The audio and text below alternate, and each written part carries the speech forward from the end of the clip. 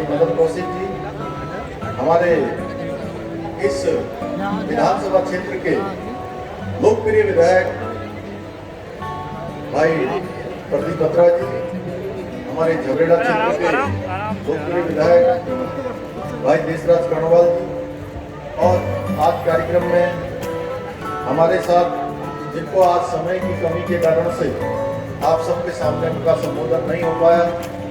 बहुत वरिष्ठ नेता पूर्व पार्टी के अध्यक्ष रहे, राज्यसभा के सांसद आदरणीय नरेश बंसल जी, हरिद्वार जनपद के प्रभारी मंत्री के नाते जो आप सबके बीच में लगातार अपना प्रवास करते हैं, हमारे स्वास्थ्य मंत्री, उच्च शिक्षा मंत्री आदरणीय डॉक्टर धन सिंह रावत जी, आप सबके बीच से पूरे साधु समाज का वे जो प्रतिनिधित्व करते हैं। उत्तराखंड सरकार में मेरे साथ कैबिनेट मंत्री आदरणीय स्वामी अतीश्वरानंद जी, हमारे कानपुर के लोकप्रिय विधायक आदरणीय चैंपियन साहब, बक्सर के लोकप्रिय विधायक भाई संजय गुप्ता जी, हमारे इस शहर के प्रथम नागरिक मेयर भाई गौरव गोयल जी, हमारे इस जनपद के जिलाध्यक्ष भारतीय जनता पार्टी के भाई नेपाल जी, और ओबीसी मोर्चा के प्रदेश के अध्यक्ष राकेश गिरी जी, पूर्व विधायक भाई सुरेश जैन जी व चंद्रशेखर भट्टेवाले, हमारे प्रदेश प्रवक्ता श्री मयंक गुप्ता जी, मंच का संचालन करने वाले हमारे महामंत्री श्री आदेश सैनी जी, मंडल अध्यक्ष प्रवीण संधू जी, अभिषेक चंद्रा जी, एवं अब मंच पर उपस्थित हमारे सभी पदाधिकारीगण, हमारी दूर दूर से आए हुए मेरे सभी बड़े बुजुर्ग, सभी माताएं बहनें, मेरे नौजवान साथियों, प्यारे बच्चों, जहाँ तक मेरी आवाज़ जा रही है, और इस धूप में लगातार जो हमारे इस पूरे कार्यक्रम को कवरेज करने में लगे हुए हैं मेरे मीडिया के सभी पत्रकार मित्र, छायाकार मित्र, इलेक्ट्रॉनिक मीडिया, प्रिंट मीडिया, मैं सबसे पहले तो आज रुड़की शहर के अंदर पहुंचने पर आप सब लोगों ने जितनी गर्मजोशी से और जगह जगह पर, जैसा आदमी मदन कौशिक जी कह रहे थे, हर चौराहे चौराहे पर हमारी माताओं बहनों ने, नौजवान साथियों ने, बड़े बुजुर्गों ने जिस प्रकार का आशीर्वाद दिया है, जिस प्रकार का एक उन्होंने अपना स्नेह प्रदान किया है, मैं आप सबने जो मेरा अभिनंदन किया है, स्वागत किया है, मैं भी अपने हृदय की गहराइयों से शीश झुकाकर आप सबका अभिनंदन करता हूँ।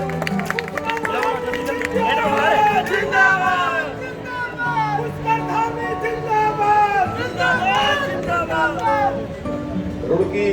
हमारी शिक्षा की भूमि है। यह है कि इस शहर की पहचान है,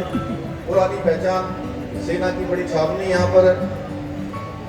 रुड़की में चली थी भारत की पहली रेलगाड़ी 1853 में, हमारे चैंपियन साहब कह रहे हैं। मैं आज मुख्य सेवक के रूप में रुड़की पहुंचकर स्वयं को गौरवान्वित महसूस कर रहा हूँ, और मैं अपनी पार्टी के राष्ट्रीय नेतृत्व को, माननीय प्रधानमंत्री जी का, माननीय हमारे राष्ट्रीय अध्यक्ष जी का, राष्ट्रीय नेतृत्व का, सभी का मैं धन्यवाद करना चाहता हूं कि एक सामान्य परिवार में पैदा हुए एक सैनिक के बेटे को आप सबके बीच में मुख्य सेवक के रूप में उन्होंने काम करने का अवसर प्रदान किया है। आप सबका प्रेम देखकर मैं भाव विभोर हो रहा हूँ। आज ये शिलान्यास का लगभग 18 करोड़ रुपए की यहाँ पर योजनाओं का लोकार्पण और शिलान्यास हुआ है, और इस शिलान्यास के अवसर पर जो आप सबसे यहाँ पर मिलने का अवसर प्रदान हुआ है, मैं आप सबका आशीर्वाद चाहता हूँ। हम सभी लोग मंच पर उपस्थित आप सबका आशीर्वाद, आप सबका समर्थन और निश्चित रूप से आप सबका मार्गदर्शन भी चाहते हैं। रुड़की अपने में इतिहास समेटे हुए है। इसे रुड़की की छावनी के नाम से भी जाना जाता है। यह देश की सबसे पुरानी छावनियों में से एक है, क्योंकि मुझे इसके बारे में इसलिए जानकारी है कि मेरी पृष्ठभूमि सेना से है, और हमेशा से कभी भी जो है सेना में बंगाल की बात होती है तो रुड़की का नाम सदैव इसमें लिया जाता है और अपने आप में देश का सबसे पुराना प्रौद्योगिकी संस्थान ITI भी यहाँ पर स्थित है। ऐसी शिक्षा की नगरी को मैं कोटि कोटि नमन करता हूँ। जब से मैंने मुख्य सेवक के रूप में काम करना प्रारंभ किया, हमने कहा है कि बहुत सारी जो पहले घोषणाएं हुई थी आज से 2017 से पहले की सरकार में, उस हजारों की संख्या में घोषणाएं हुई, लेकिन वो सैकड़ों की धरातल पर नहीं पहुंची। हमने कहा है कि हम जितनी भी घोषणाएं करेंगे वो सारी की सारी धरातल पर उतरेंगी। आपने पिछले दिनों देखा होगा, हमने हर क्षेत्र में कोशिश की है। पर्यटन के क्षेत्र में काम करने वाले, परिवहन के क्षेत्र में काम करने वाले, स्वास्थ्य के क्षेत्र में काम करने वाले, आजीविका के मिशन में लगी हुई हमारी बहनें, या जो भी क्षेत्र हो, चाहे हमारे कोरोना काल में किए हुए पुलिस कर्मियों द्वारा जो शानदार कोरोना वॉरियर्स के रूप में काम किया है, चाहे हमारे राजस्व विभाग के पटवारी, लेखपाल और कानून को और नायब तहसीलदार तक के लोगों ने जो काम किया है, इसी के साथ स्वास्थ्य के क्षेत्र में काम करने वालों ने, इसी प्रकार से कोरोना काल में हमारी आशा बहनें, आंगनबाड़ी की कार्यकर्ता हैं, सभी ने जो काम किया है, चाहे विकास अधिकारी, सहायक ग्राम विकास अधिकारी, इन सभी लोगों को हमने अपनी तरफ से इस कोरोना काल के दौरान प्रोत्साहन के रूप में अलग अलग प्रकार से 10-10 हजार रुपए की धनराशि देने का जो प्रावधान किया है, सभी का जो है उनके DBT के माध्यम से उनके बैंक के खातों में सीधे उनका जो है पैसा आएगा। हमने कहा है जिन योजनाओं का हम शिलान्यास करेंगे, उन योजनाओं का हम लोकार्पण करेंगे, यानी कि जो काम शुरू होंगे उन कामों को पूरा किया जाएगा। मैं हर जगह जाकर ये कह रहा हूँ कि हम उत्तराखंड को आने वाले समय में, आने वाले 10 वर्षों में, हम 10 वर्षों के लिए उत्तराखंड का पूरा प्लान बना रहे हैं। सभी विभागों को हमने कह दिया है कि आने वाले समय में उत्तराखंड हिंदुस्तान का हर क्षेत्र में नंबर 1 राज्य होगा। उसके लिए चाहे वो हमारा पर्यटन का क्षेत्र हो, चाहे हमारा संस्कृति का क्षेत्र हो, चाहे वो हमारे सड़क का क्षेत्र हो, परिवहन का क्षेत्र हो, शिक्षा का क्षेत्र हो, चिकित्सा का क्षेत्र हो, बागवानी का क्षेत्र हो, कृषि का क्षेत्र हो, चाहे सड़कों का क्षेत्र हो, हर क्षेत्र में हम जैसे आज देश को आगे बढ़ाने के लिए, देश के अंदर, दुनिया के अंदर देश का मान सम्मान और स्वाभिमान बढ़ाने के लिए जिस प्रकार से मोदी जी काम कर रहे हैं, आप देख रहे होंगे कि उनके कार्यकाल में 2014 से लेकर अब तक अगर हम उनके पूरे कार्यकाल को देखें तो आपको दिखाई देगा भूतो न भविष्यति। आप यहाँ से दिल्ली जाने वाली सड़क देख लीजिए, अभी तो आपको रुड़की से दिल्ली जाने में 2.5 से 3 घंटे लग रहे होंगे, लेकिन आने वाले समय में ये दूरी जो है 1 घंटा और कम होने वाली है। हरिद्वार को जाने वाली सड़क देख रहे होंगे, ये रुड़की शहर के अंदर कितना जाम होता था। हम इस शहर के अंदर से गुजरते थे तो हमने देखा कि रुड़की शहर चारों तरफ से, एक तरफ से जाम का शहर है। आज तमाम प्रकार के बाईपास इसमें बन गए हैं, तमाम प्रकार के जो है नई नई सड़कें बन गई हैं, नए नए पुल बन रहे हैं। ये सारा का सारा काम ये 2014 में जब से मोदी जी की सरकार बनी, देश में यशस्वी प्रधानमंत्री के रूप में माननीय मोदी जी ने काम करना शुरू किया तो देश के अंदर एक परिवर्तन हुआ। आज हम सब लोगों को एक बात देखनी होगी, आखिर देश का भविष्य मोदी जी के हाथ में सुरक्षित है पूरी तरह से। जिस प्रकार से मोदी जी आज देश के अंदर काम कर रहे हैं, एक तरफ ऐसा नेतृत्व है कि जिन्होंने देश के अंदर 60 वर्षों तक एक पार्टी का शासन रहा है, और इन 60 वर्षों में भी लगातार 55 वर्षों तक एक परिवार का शासन रहा है। अब नेतृत्व के रूप में किसको चुनना है, नेतृत्व के रूप में आगे किसे देखना है, देश को आगे कौन बढ़ा सकता है, देश का मान सम्मान और स्वाभिमान दुनिया के अंदर कौन बढ़ा सकता है? नरेंद्र मोदी बढ़ा सकते हैं या वो लोग बढ़ा सकते हैं जो मूली भी नहीं जानते खेत में कैसी पैदा होती है, गाजर कैसा होता है, मेथी कैसी होती है, गेहूं की फसल कैसी होती है, गन्ना कैसा होता है, धान कैसा होता है। ये हमको चयन करना होगा कि हम कौन सा नेतृत्व चाहते हैं। आज आप देखिए कोरोना महामारी के दौरान जब कोरोना इस देश के अंदर शुरू हुआ तो कोरोना शुरू होते समय हमारे पास स्वास्थ्य के क्षेत्र में PPP किट बनाने तक की बहुत कम व्यवस्थाएं थी। हमारे पास मास्क नहीं थे, सैनिटाइजर नहीं थे, हमारे पास ऑक्सीजन के सिलेंडर बहुत कम थे, कंसंट्रेटर बहुत कम थे, ऑक्सीजन के प्लांट बहुत कम थे। तमाम प्रकार की रेमडेसिविर से लेकर हेपेरिन तक जितनी दवाइयां कोरोना की महामारी में काम आती हैं या उपचार के लिए जो जरूरी होती हैं, उनकी संख्या कितनी कम थी, उनको कई गुना बढ़ाने का काम किसी ने किया है, तो भारत मां के लाल नरेंद्र भाई मोदी ने किया है। आज प्रत्येक परिवार को, प्रत्येक व्यक्ति को 5 लाख रुपए का सुरक्षा कवच स्वास्थ्य के क्षेत्र में देने का काम किया है, तो हमारे देश के यशस्वी प्रधानमंत्री नरेंद्र मोदी जी ने किया है। हम जिस धारा 370 की बात करते थे कि धारा 370 कश्मीर के अंदर से हटनी चाहिए, और जिसके कारण से हमारे देश के 40,000 से भी ज्यादा लोगों ने, अपनी जवानों ने, देश की सेना के लोगों ने अपनी शहादत दी उस कश्मीर के अंदर, जहां 2 विधान चलते थे, 2 प्रधान चलते थे, वहां पर 2 प्रकार का संविधान चलता था और 2 निशान चलते थे। उन सबको आज एक निशान के रूप में बदलने का काम किसी ने किया है, तो भारत मां के लाल नरेंद्र भाई मोदी ने किया है। हमारी उत्तराखंड की सरकार नरेंद्र मोदी जी के पद चिन्हों पर चलते हुए हमने भी तय किया है कि हमने सरकार में आते ही एक प्रकार का सभी अधिकारियों के लिए, आपके बीच में से लगातार हमारी जनता के बीच में से ये बात आती थी कि अधिकारीगण हमारी बात नहीं सुनते हैं, जनता की सुनवाई नहीं होती है,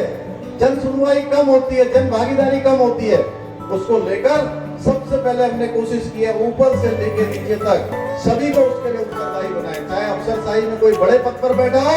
या छोटे पद पर बैठा हो, लेकिन वो अगर किसी काम के लिए उसके अगर जिम्मेदारी है तो उसकी भागीदारी भी सुनिश्चित की जाएगी, उसकी जिम्मेदारी और उसका उत्तरदायित्व दोनों फिक्स किया जाएगा। उसको लेकर हम अभी जो 10 बजे से लेकर 12 बजे के बीच में सभी दफ्तरों में हमने कहा है कि हमारे अधिकारीगण अपने कक्षों में मिलेंगे और 2 घंटे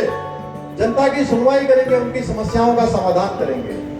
और जिसका जो काम है वो काम उसकी जिम्मेदारी होगी। अगर उस काम के लिए कहीं ऐसा हुआ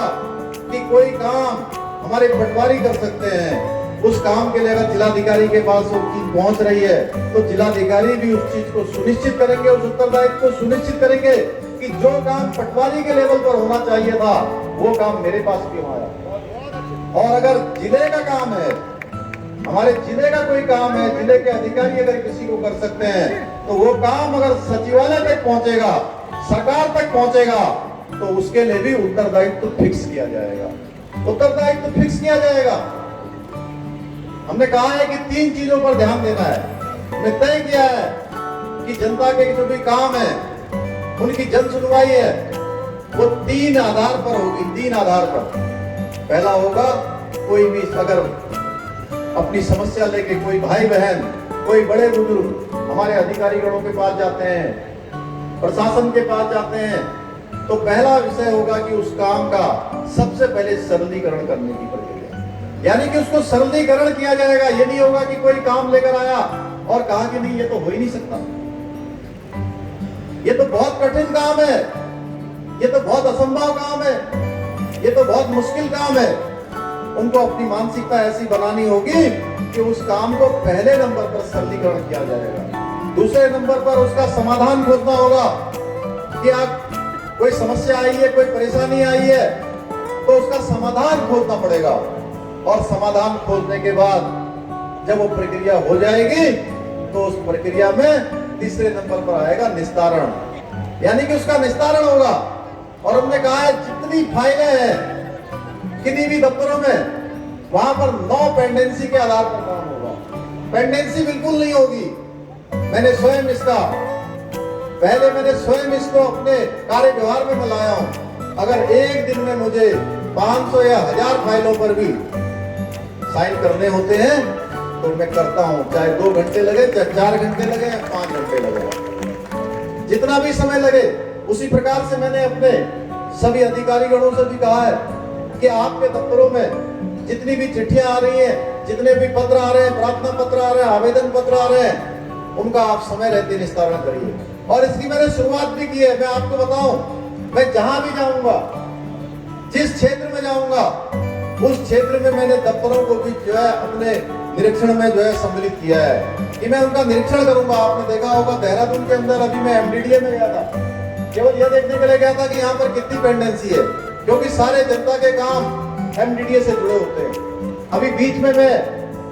हमारे स्वास्थ्य विभाग का कार्यक्रम चल रहा था, धन सिंह जी ने उस कार्यक्रम को वहां पर एक किसी जगह पर उसको किया हुआ था, उसमें जाने में आधे घंटे पौन घंटे का समय बचा हुआ था। मैं अपने जो मेरे मिलने का समय था पूरा हो गया था, जो मेरा काम था वो भी पूरा हो गया। तो मैंने देखा, मैंने कहा अचानक चलिए गाड़ी में बैठे और ड्राइवर को और सामने हमारे जो सुरक्षा के लोग हैं उनको भी पता नहीं था कहाँ जा रहे हैं। जब आधे रास्ते में चले गए तो मैंने कहा यार गाड़ी नगर निगम की ओर डाल दी। मैं नगर निगम गया भाइयों बहनों, हम चाहते हैं कि जो जनता की जो समस्याएं हैं उनका जो है समय रहते हल हो। आप बहुत सारी समस्याएं ऐसी भी हैं जिन समस्याओं का हल नहीं हो सकता है, या जो समस्याएं दीर्घकालिक हैं उनके लिए हम दीर्घकालिक योजना बनाएंगे हर क्षेत्र में। अभी हमने कहा है, हमारे यहाँ पर रोजगार को लेकर लगातार बात उठती गई है कि रोजगार नौजवानों का प्रमुख विषय है, हमारे युवा भाइयों का, बेरोजगार भाइयों का। पहले दिन जिस दिन में कैबिनेट हमने करी है, पहली कैबिनेट 4 जुलाई को, उसी में हमने तय किया कि 24,000 जो पद रिक्त हैं सरकारी सेवाओं में, उन 24 के 24,000 पदों को भरने की हम प्रक्रिया प्रारंभ करेंगे। हमारे कुछ वरिष्ठ नेता, आप सब जानते हैं, सरकार में रहे, जैसे ही हमने घोषणा करी, हमने कैबिनेट में प्रस्ताव पास किया कि हम 24,000 पदों पर भर्ती की प्रक्रिया शुरू करेंगे, तो कहने लगे अरे ये कैसे हो सकता है, ये तो असंभव काम है, ये तो बड़ा मुश्किल काम है। अरे भाई, आपने अपने समय में अगर इच्छा शक्ति दिखाई होती तो आपको ये कहना नहीं पड़ता। आपने अगर अपने समय में कुछ काम कर लिया होता तो आपको कहना नहीं पड़ता। मैं वचनबद्ध होकर कहना चाहता हूं कि हम लोग जो भी घोषणाएं करेंगे या जो भी फैसले करेंगे वो सारे के सारे धरातल पर उतरेंगे और उस पर भर्ती की प्रक्रिया शुरू हो गई। पिछले 15 अगस्त से भर्ती की प्रक्रिया शुरू हो गई है और 24,000 में से 12,000 पद हम अगले 2-3 महीनों में भर देंगे और अगले पदों को भरने की प्रक्रिया हमारी चालू है। मैं यहाँ पर अगर कोई घोषणा करता हूँ, कहीं पर भी कोई घोषणा करता हूँ, विधानसभा में हमने कोई घोषणा करी तो उसके सबके शासनादेश निकलते हैं। हम सारे विभाग के लोगों से पहले बात करते हैं, बात करने के बाद हम देखते हैं हमारे प्रदेश की स्थिति ऐसी है कि नहीं, हमारा वित्त विभाग क्या कह रहा है, हमारा संबंधित विभाग क्या कह रहा है, ये योजना पूरी हो सकती है कि नहीं हो सकती है, इसके लिए धन का आवंटन हो सकता है कि नहीं हो सकता है, तब जाकर हम घोषणाएं करते हैं। इसलिए हमने कहा है जो भी योजनाएं हम शुरू करेंगे उन योजनाओं को पूरा करेंगे। इस प्रकार से भर्ती की प्रक्रिया शुरू हो गई है। अभी आप सबके बीच में से बार बार आवाज आती है कि नौजवानों को रोजगार मिलना चाहिए, रोजगार मिलना चाहिए। तब हमने देखा कि कितना रोजगार है, मात्र 24,000 सरकारी नौकरी। तो हमने सोचा, सभी लोगों ने हमने तय किया, हमारे मंत्रिमंडल के सहयोगियों ने तय किया, हमारी पार्टी संगठन के लोगों ने तय किया कि हम चाहते हैं कि हमारे नौजवान युवा भाई केवल और केवल रोजगार मांगने वाले न बने, वो रोजगार देने वाले बने। उसके लिए हमने मुख्यमंत्री स्वरोजगार योजना, मुख्यमंत्री नैनो योजना, पर्यटन में वीर चंद्र सिंह गढ़वाली योजना, तमाम योजनाओं को हमने कहा है कि स्वरोजगार के माध्यम से 1 लाख लोगों को सीधे सीधे रोजगार देने का काम करेंगे और इसके कैंप लगाए जाएंगे। और ये कैंप लगने की व्यवस्था हमारी हो गई है। इसी माह अब कैंप लगेंगे और कैंपों में पहले बहुत सारी जगह पर कैंप लगते थे और कैंपों में कई आवेदन पत्र जमा हो रहे हैं, कभी उनका पंजीकरण हो रहा है, पंजीकरण के बाद उनकी स्क्रूटनी हो रही है और स्क्रूटनी होने के बाद वो बैंकों को जाते थे, बैंकों को वो हजारों की संख्या में आवेदन पत्र जाते थे और जब बैंक उसमें स्वीकृति प्रदान करते थे ऋण की तो वो हजारों की जगह सैकड़ों में हो जाते थे। हमने कहा ऐसा नहीं होगा। अगर हमारे कोई भी भाई अगर रोजगार करना चाहते हैं, अपना स्वरोजगार करना चाहते हैं, अपनी आजीविका करना चाहते हैं, तो उनको अब एक तो 10 जगह भागने की जरूरत नहीं पड़ेगी। एक जगह पर ही कैंप लगाए जाएंगे, एक ही जगह पर कैंप होंगे, एक ही जगह पर पंजीकरण होगा, एक ही जगह पर उनको जो है ऋण देने की व्यवस्था भी बैंक के लोग वहीं पर आकर करेंगे। जिससे कि उनको बहुत जगह पर जाने की आवश्यकता नहीं पड़े। इस प्रकार का हमने ये प्रयास किया है। आज मोदी जी के नेतृत्व में भारत तेजी से लेके शक्तिशाली भारत के रूप में उभरा है, स्वाभिमानी भारत के रूप में उभरा है। आपने अभी देखा होगा अफगानिस्तान के अंदर जिस प्रकार से हमारे हिंदुस्तान के और उत्तराखंड के भी बहुत सारे लोग वहां फंसे हुए थे और हमने सीधे सीधे विदेश मंत्रालय से बात करी, हमारे जो राष्ट्रीय सुरक्षा सलाहकार है अजीत डोभाल जी से बात करी, पीएमओ में बात करी।